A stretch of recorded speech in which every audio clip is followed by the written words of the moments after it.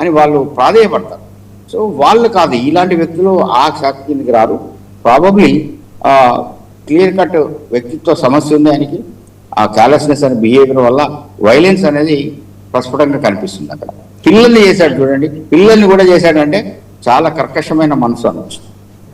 Doctor గారు, ఇప్పుడు ఇది మద్యం మత్తులో చేశాడు అనుకోవచ్చా, లేకుంటే డ్రగ్స్ లాంటి ఏమైనా అలవాటైన వాళ్ళు చేసే దాంట్లో కార్యక్రమంలో భాగంగా అనుకోవచ్చా? ఉండొచ్చు. ఇక్కడ అక్కడ ఒక నాకు కూల్ డ్రింక్ డబ్బా కనిపించింది ఏదో వీడియోలో.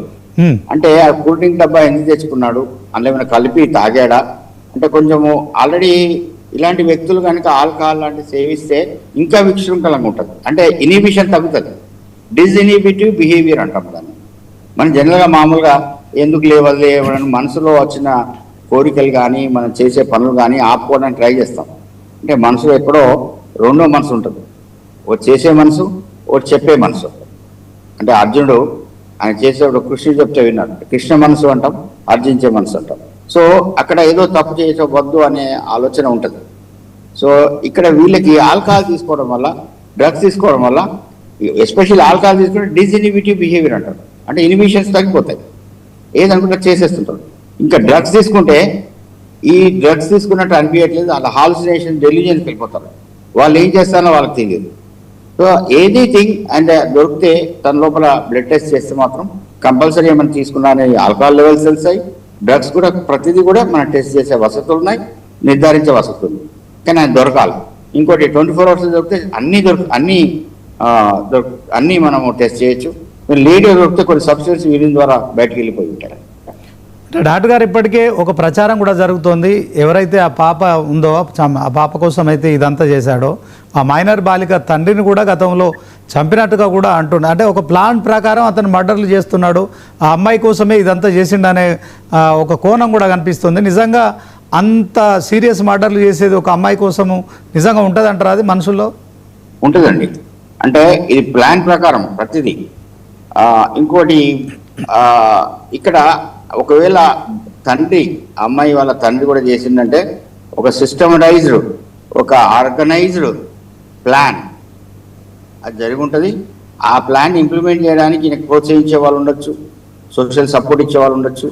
ఆయన వేషధారణ చూస్తే ఏదో ఇలాంటి పనులు చేసి పొలిటికల్గా ఏదో సింపథైజర్గా ఉండి ఆ పొలిటికల్ నాయకుడు గుంజే మనస్తత్వం ఉంటుంది వీళ్ళకి. వాళ్ళ సహాయం కూడా సహకారాలు తీసుకుంటారు, డబ్బులు ఉంటాయి, డబ్బులు ఇన్ఫ్లుయెన్స్ చేస్తారు. సో రకరకాలుగా కొందరు వ్యక్తులు నేను చూశాను. నా దగ్గర వచ్చిన పేషెంట్స్ చిన్న అంటే ఇద్దరు హత్య చేసిన వారు నా దగ్గర వచ్చారు. వచ్చి వాళ్ళు చిన్న సమస్య అంటే ఫోబిక్ డిజార్డర్. అంటే నేను కార్లో కూర్చొని డోర్ వేస్తే నాకు భయం ఇస్తుంది డాక్టర్ సార్. అంటే ఏంటి నువ్వు అంటే చెప్పాడు, నన్ను గుర్తుపెట్టారంటే నేను గుర్తుపట్టలేదన్న. అంటే వాళ్ళు అయ్యో నేను ఇంకా మర్డర్ చేసిన సార్, నా ఫేమస్ నా నేము గుర్తుపట్టలేదంటే అప్పుడు గుర్తుపట్టాడు. అంటే కొంచెం అలా అనిపించినాక ఏంటి నువ్వు అన్ని మర్డర్ చేసిన సార్, కానీ నేను కార్లో కూర్చున్న భయం అవుతుంది. అంటే వీళ్ళకి ఆ రుగ్మత అనేది బయటపడకుండా లోపల ఫోబిక్ డిజార్డర్ అనేది ఉంటుంది. ఇలాంటి వాళ్ళకి ఇంపల్సివ్ డిసిషన్, కంపల్సివ్ బిహేవియర్స్ ఉంటాయి. అంటే ఆ ఫోబిక్ డిజార్డర్ చాలా రోజుల తర్వాత బయటకు వచ్చింది. హత్యలు ఆల్రెడీ చేశాడు 3. అంటే కొన్ని ఇలాంటి చాలా డీప్గా అనాలిసిస్ ఉంటాయి. అది నేను ఈ వేదిక ద్వారా చెప్పడం కష్టం. But Srinivasarao, I'm appreciating you for analysing and asking wonderful questions about this. Okay, but you have to wait for 10 days 1 weekలో చాలా చక్కగా మనము అనాలిసిస్ చేసే పరిస్థితి వస్తుంది. మరా ఇంకా ఈ నేరస్తుడు ఇప్పుడు పరారిలో ఉన్నాడు, ఇంకేమైనా నేరాలు చేసే అవకాశాలు కూడా ఉన్నాయంటారా? ఉంటాయండి, ఉండొచ్చు. That's why system should be alert ఉండాలా. కంపల్సరీ పోలీస్ వ్యవస్థ, ఫస్ట్ పోలీస్ వ్యవస్థ ఆయన ఇమీడియట్ పట్టుకోవాలా, వేరే వాళ్ళకి హామ్ జరగకుండా చూడాలి.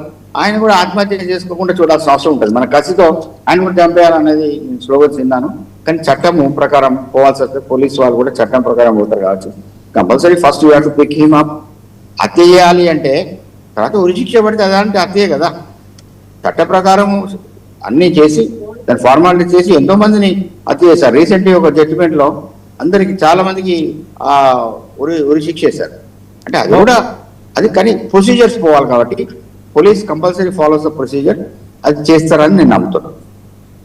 ఓకే, థ్యాంక్ యూ డాక్టర్ గారు, మీ విలువైన సమయాన్ని మా కోసం కేటాయించారు. సో మొత్తానికి షాబాద్ మండలంలో జరిగిన 6 హత్య కేసుల వెనుక మరిన్ని నిజాలు అయితే బయటకు వచ్చే అవకాశం ఉంది. నిందితుడు పరారులో ఉన్నాడు. మరి ఆత్మహత్య చేసుకుంటాననే తల్లిదండ్రులు చెప్పాడు. ఏం జరుగుతుందనేది మాత్రం క్షణక్షణం అయితే ఒక టెన్షన్ వాతావరణం అయితే కొనసాగుతోంది. సో ఓవరాల్గా తెలుగు రాష్ట్రాల్లోనగా దేశవ్యాప్తంగా సంచలనం కలిగించిన ఈ హత్య కేసుల విషయంలో మరి ఇంకెన్ని సంచలనాలు బయటపడతాయో వేచి చూడాల్సింది. ఇది వాటి స్పెషల్ డిబేట్. చూస్తూనే ఉండండి 99 టీవీ.